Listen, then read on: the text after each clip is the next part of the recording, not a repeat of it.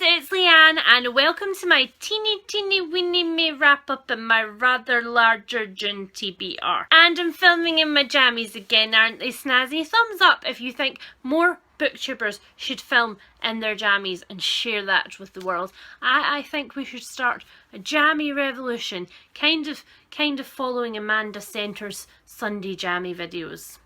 Pointing is rude, but it gets the job done.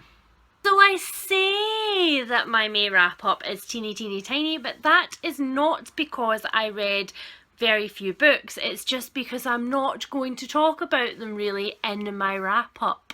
Confused? Let me help you with that. The first book that I actually read in May was Bastard Out of Carolina by Dorothy Allison. I have a lot to say about this book, but I will not be saying it here. I will be saying it in a separate review for a brand new project which I am starting up this month, which I will unveil either tomorrow or Wednesday. So keep your eyes peeled for that. And then, because you all know how busy I was in May, I decided that I was going to just dive right back into a comfort read, and one comfort read read to another comfort read, read to another one, and basically I reread the entire Peter Grant series in May. Kinda not sorry, really. Yeah, not sorry at all. And that means that you guys finally get a series overview for the Rivers of London series, because I love them, and it's about time that I told you why I love them. I also read the Olympic Games short story, which is available on Ben Aaronovitch's blog, Temporarily Significant, I think. It's a joke title, but I can't remember what it is, so I will link it below. And I listened to A Rare Book of Cunning Device, which is a free audiobook that you can get. Sirens must have known I was talking about Rivers of London. Anyhow, in aid of a charity, I believe, that Ben works with, and I will also link that down below. On to the June books. I told you that was going to be really quick, didn't I? The first book that I need to finish in June, and I have two of these, is Sharp Objects by Gillian Flynn. I am 100 pages into this. It's 320 pages long, maybe, I think. And I am genuinely loving this. Like all other Gillian Flynn books, this is leaving me feeling like I need a shower and to scrape a layer of skin off, but at the same time is making me race through it. It is once again about another character who is forced to go back to her hometown. She is an investigative reporter working the homicide circuit. There is a murder of a child in her small hometown. She's sent home. She has an incredibly dysfunctional family, and there is some very dodgy things going on with the small people of this town. And the second book that I need to finish in June on pain of absolute death is The Doll Funeral by Kate Hamer. It's not that I'm not enjoying this book, I really am. It is a slightly thrillery, horror-y, magical realism-y, weird book. It's not that I'm not enjoying this one, it's just that when I'm not reading it, I'm not really that compelled to pick it up.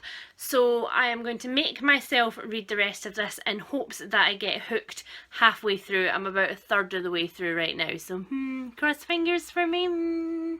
So starting fresh, the first one that I am going to be reading on my Kindle this month is an advanced copy of The Other Darrell by Erica Spindler.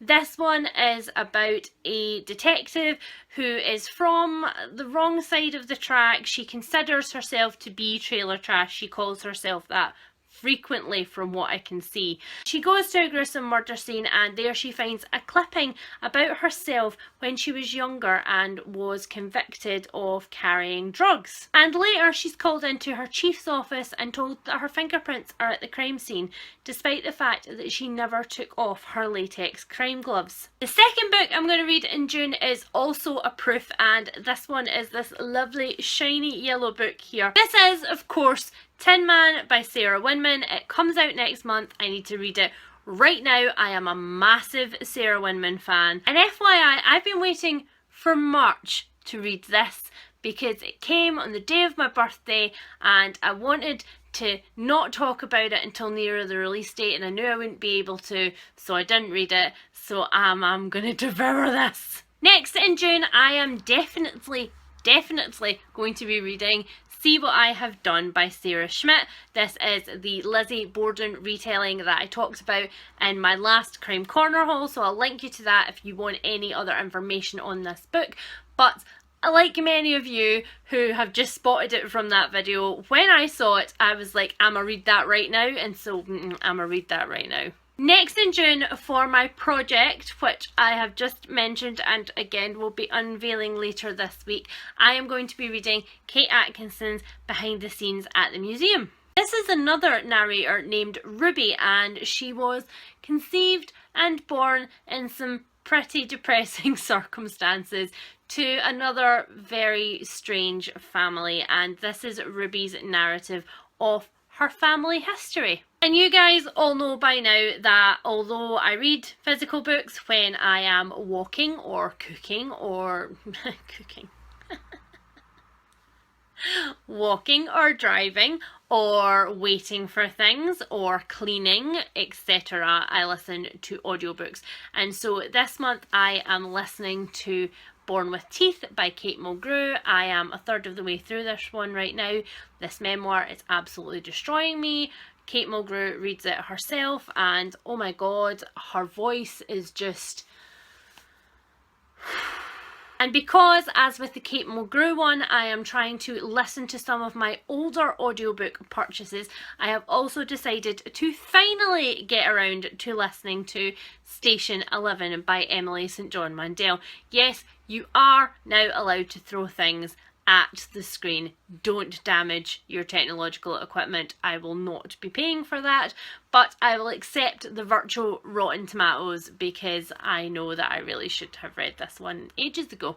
And finally, I am going to be listening to, in June, Harry Potter and the Philosopher's Stone, because after seeing The Cursed Child, I want to reread the entire series. Also, these are the US recordings from Jim Dale, because Jim Dale, many thumbs up more than Stephen Fry. Wow. Attention whore much. What are you gonna do in June, You're gonna eat. That's what you're gonna do. You're gonna eat. You're gonna eat me out of house and home. It is time to sign off, but please let me know if you have read any of the books that I am planning on reading. I would love to chat about them in the comments, and I promise I will come back about the Lizzie Borden book like immediately. I promise. See ya.